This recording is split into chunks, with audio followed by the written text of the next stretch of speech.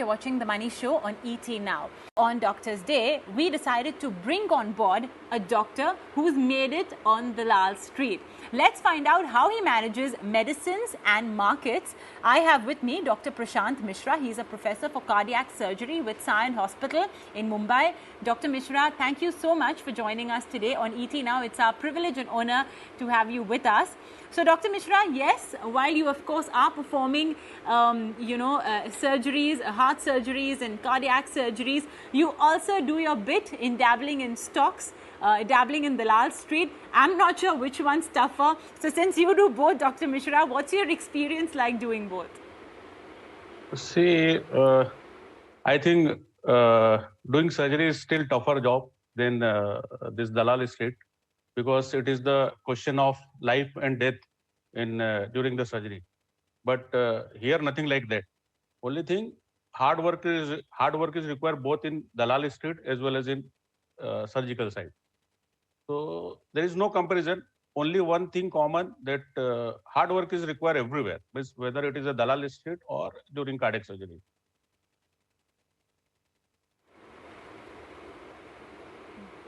Well, the comparison that you can draw also is the volatility of the situation that both bring about, of course. But when it comes to, medicine, the volatility is, like you mentioned, the question of death as well comes in over there. Yes. But yeah, we were just talking about, how tough getting both of these right can be. Dr. Mishra, what got you interested in the markets? A completely different field from what you do. What got you interested?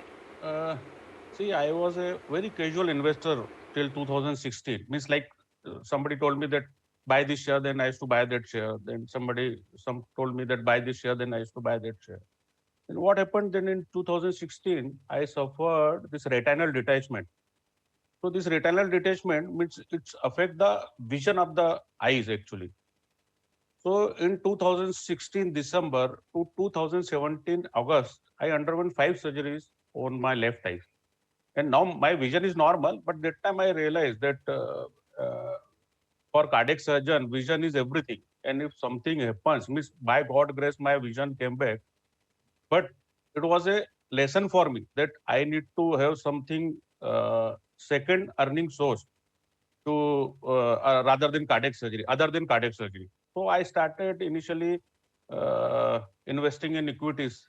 So initially I suffered the loss, and gradually then I realized that it is not the way for investing. So I started reading, and I used to study. Still, I study at least 3 to 4 hours in a day, and it's my actually it's, you can say, I make a target that at least 1 or 2 annual reports in a week, or 1 or 2 credit reports by about various companies in a week. I read only, means whether I come at around 9 o'clock, 10 o'clock, or 12 o'clock at home, I read something about market. So now this is like my passion. And initially I thought that it is a little bit tougher job.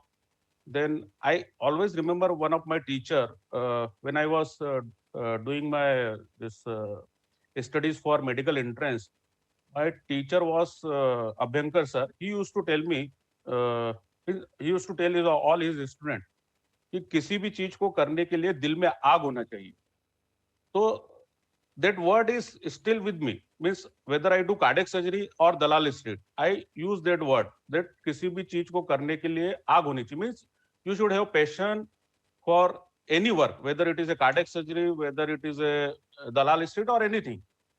So I started reading about the company. Sometime I take almost 7, 8 days, 10 days for only one company. Then for some pharma chemical company, I used to contact their distributors. Then some products like some FMCG product, new company, then I used to buy their products. I used to taste their product, and means all sort of whatever possible, whatever information I can get from everywhere, I used to get from everywhere. And still I am doing same thing since last 3 or 4 years. Plus added advantage is I am having some good friends. Those are good in technical. So I am taking their help also for means I ask them how you find this stock technically. If he says that we are bullish, and fundamentally if I am bullish, then I buy those stocks. So this is a combined approach by me and some of my friends. So it's a basically techno-funda investing, not only fundamental, not only technical.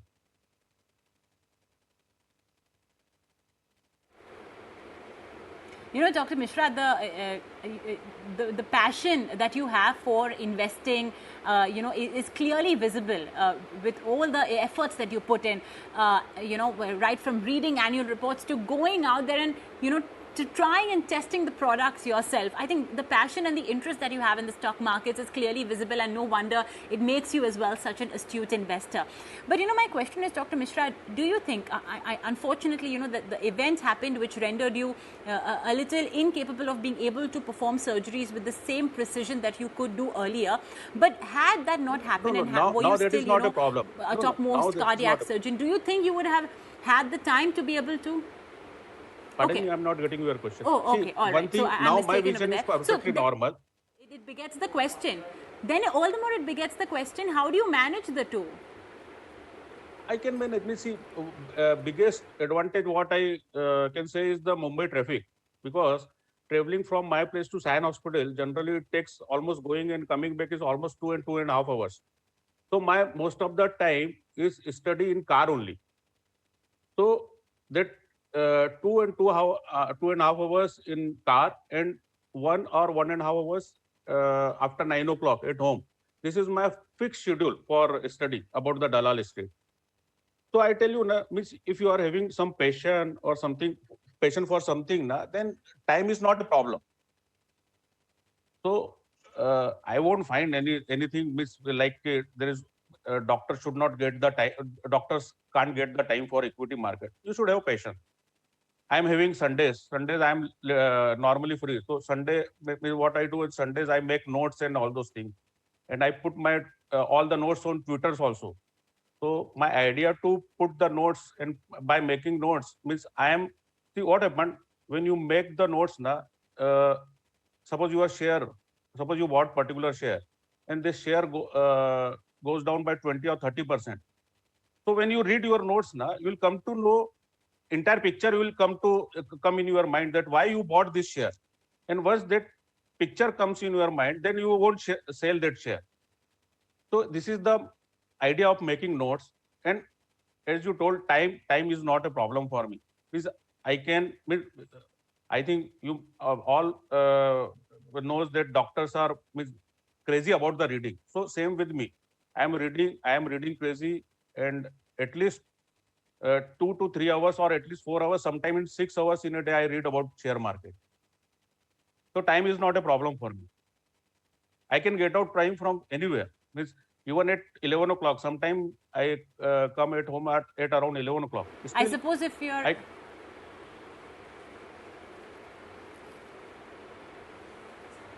if you're as passionate as you are about, investing stock markets, you essentially make the time. In Dr. Mishra's case, he even tries to make the time while commuting when there's traffic, which is the only time I suppose traffic does tend to become his friend, because you can invest that time then in reading about, potential investments.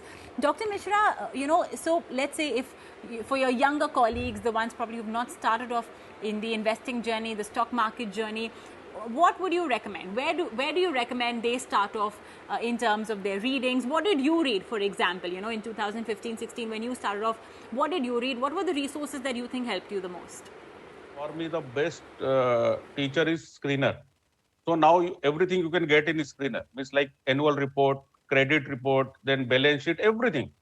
So my basic teacher in share market is screener. Then what I did, whenever I read any article during this Google search, so you will find that subscribe us. So almost all the article I have subscribed since last 2-3 years. So whenever I open my mail, I'll get something around 20-30 mails from different category, like packaging industry, from manufacturing industry, chemical industry. So I read some of those emails, and I get some new ideas. Then there is a magazine, very good magazine like Chemical Weekly. It's a very good magazine for to understand the chemicals. And as a doctor background, because we read about this pharma and all those things, chemical we can understand in much better way. as well as pharma. So chemical and pharma, see, and I believe in this circle of competence also, where I think like industry, I don't understand. NBFC, banking industry, I don't understand. So I don't venture in those field only. So whatever I understand, I only go into that field only. So my advice to my younger colleagues, all doctors, that you should invest where you can understand the sector. You should understand, if you can understand about the company, sector, chemical, its product, then only you should invest. Otherwise, if you don't want to do hard work, then better to invest in blue chip shares.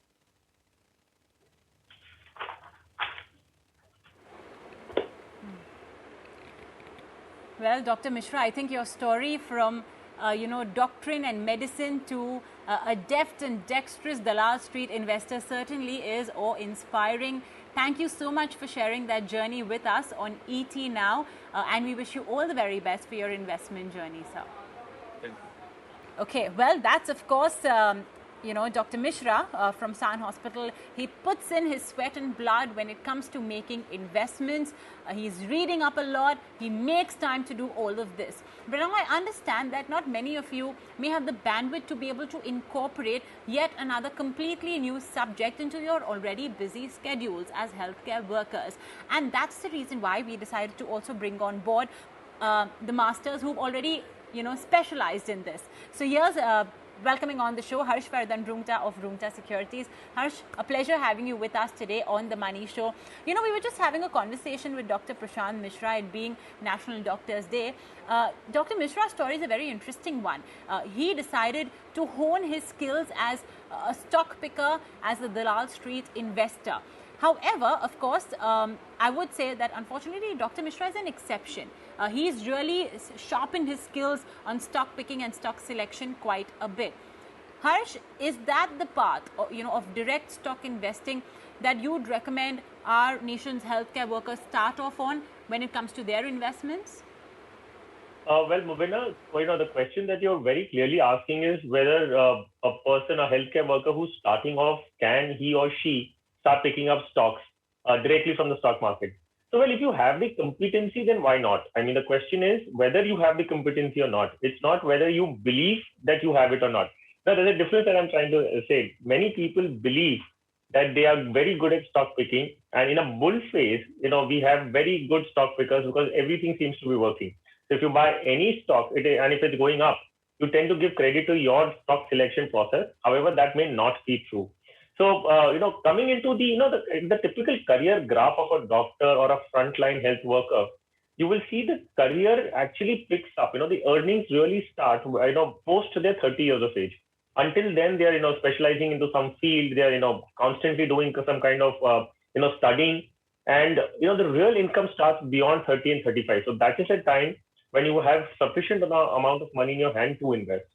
The question we come back to is then what do you do until then when you're earning a stipend or you're already getting some bit of income, which is good enough, but may not be really surplus in nature because you're still not a professional or a specialized surgeon kind of occupation. So ideally, you start investing with whatever you can, but take assistance in the beginning. Now, if you're getting into and venturing into stock market, you do not want your first experience to be a bad one. Now, if you start picking up stocks based on certain information, which you do not, which you probably get it in the form of tips from your friends and colleagues, and if you burn your hands in that, you will never come back to stock market again. And that will be a very, very sour experience. So I suggest when you start off, understand that your professionalism, your specialization is in the medical field. Stock market, finance, investing are totally different areas altogether.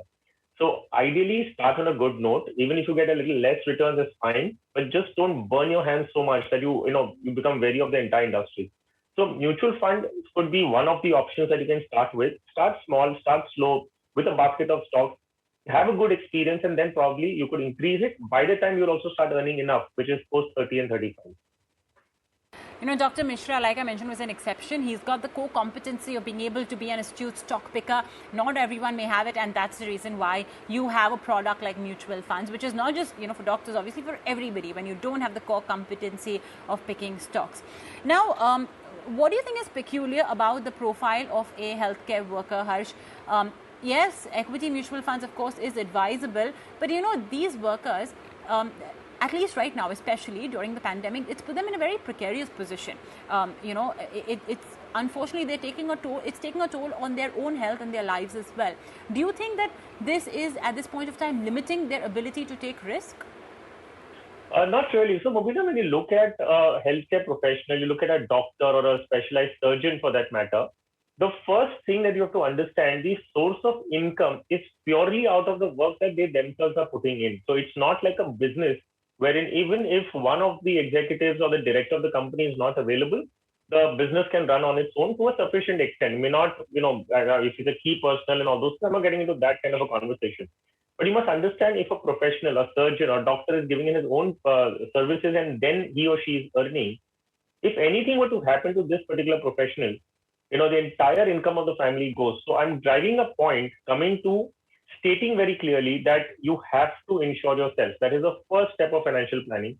Make sure you have adequate life insurance in the form of a term plan, because if you are not there, your family's, the income stops completely. It's not that somebody else takes over.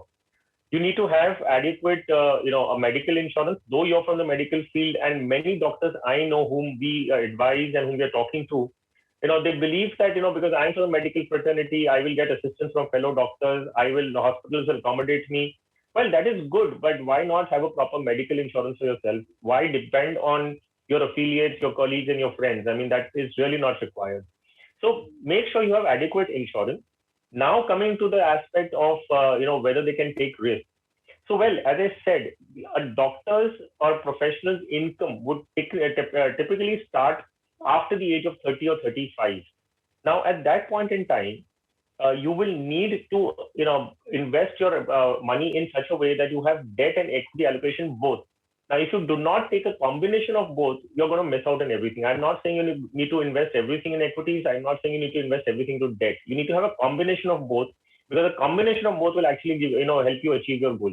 Whether you can take more risk, in fact, it's contrary to what usually happens. As you said, there are exceptional cases where they understand equities, but in general, I have seen the medical fraternity being very, very apprehensive about investing in equities. They prefer products like a fixed deposits.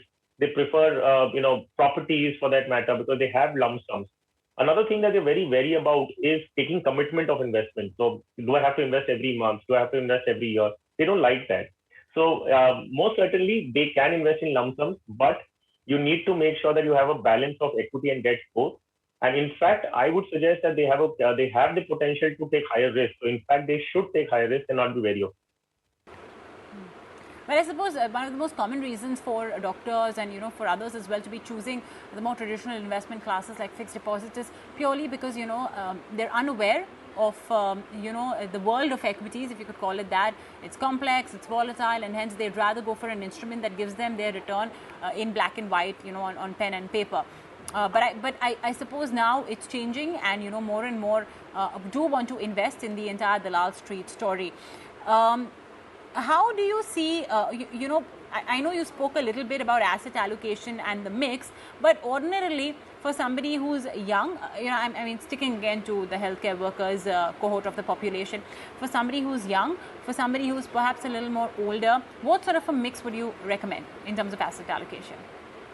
Yeah, so Mubina, to begin with, you have mentioned very correctly that, the lack of information of a particular field. So doctors, these healthcare professionals are very good in their own field. I mean, they're masters in their own field.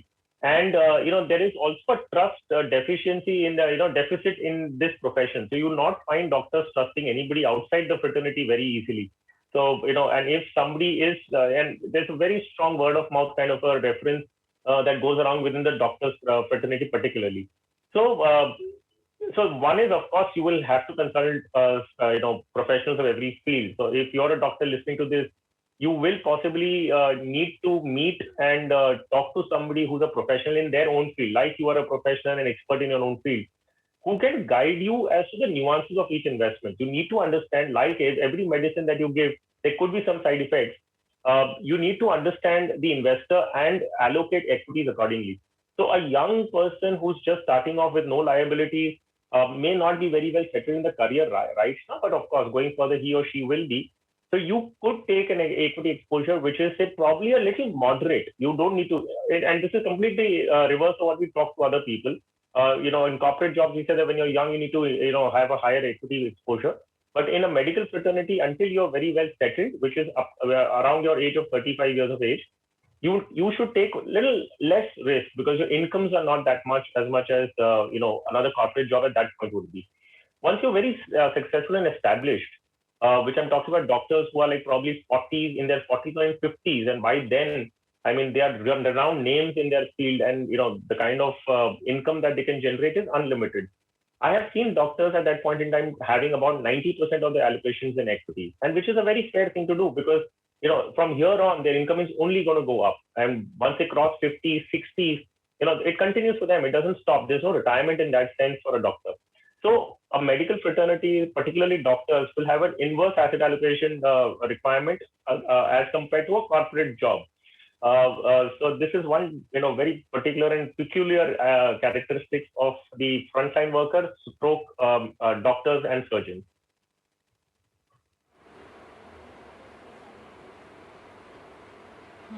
Yeah, exactly. That was going to be my point actually, because, doctors don't really have a specific retirement age. They continue to work until they are physically able to. And I think this gives them the freedom as well to choose their own retirement age in a way. Harsh, anything in, firstly then, what sort of importance would you give retirement planning for doctors in terms of their financial goals? And any product you think that maybe doctors should stay away from? Investment product, of course. Yeah, so Mubina, when talking about the retirement planning for a doctor, well, I would suggest that there are two reasons when a doctor would not essentially be actively involved in practice. One is, of course, because of physical incapability, wherein you've grown older and you don't want to practice anymore. The other is, of course, if there is some changes in the medical field and you were particularly specializing in one particular segment, which has now completely undergone a change when you are in that context not very relevant. So these are the two instances where a doctor would essentially be out of practice. Now, having said that, I believe if a doctor has been successful in his or her 40s and 50s, there is enough money that they can accumulate, which can be put into a high-risk product, high-growth product rather. Let me rephrase my term to not say risk, but it's a high-growth product, wherein if you very systematically design a portfolio, you can most certainly be in equities, and post-retirement use an SWP kind of a thing, or systematically withdraw small bits to meet all your requirements, daily requirements. And we have been doing this for a couple of doctors. So I say this with experience that a well-designed portfolio for a doctor who's been reasonably successful in 40s and 50s, going up to 60s and beyond, you can very well have even a 90% portfolio in equities and still do very well for yourself. All right, well, there you have it. We understand sometimes the doctor as well needs a doctor. I'm talking about a money doctor, and hence it's important that healthcare workers ensure that they don't just stick to a fixed deposit, but build a good relationship with a personal finance planner who'll set their investments in the right wealth creation course as well. Harsh, thank you so much for joining us today on this very special episode of The Money Show.